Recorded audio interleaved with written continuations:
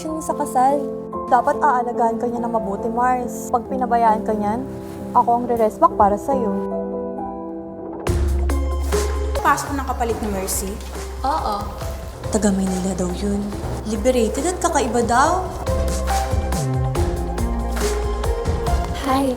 Oh, bakit nandito ka pa? Baka kailangan mo ng tulong. Mara nga pala. Lena. Ba't ka nga pala umalis ng Maynila? Doon, mas maraming opportunity, di ba? Naghahanap lang ako ng tahimik na lugar.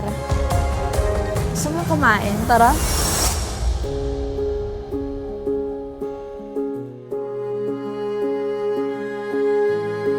Hoy, walang ibig sabihin yun, ah.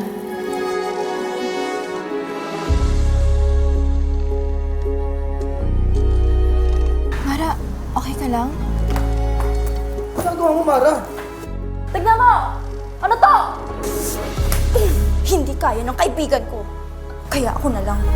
Grabe. Invited pa talaga siya sa kasal mo, ah. Knowing na nagplaplastikan lang naman pala kayo. Hindi ko naman kaya nakikita ka nagkakaganyan.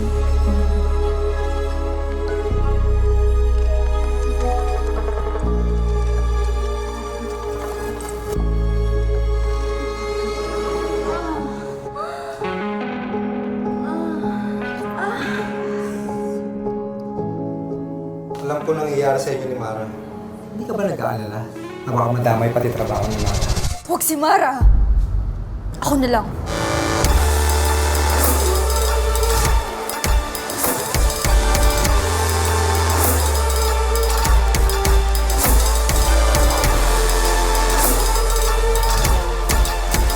Huwag kang mag-alala. Walang makakaalam.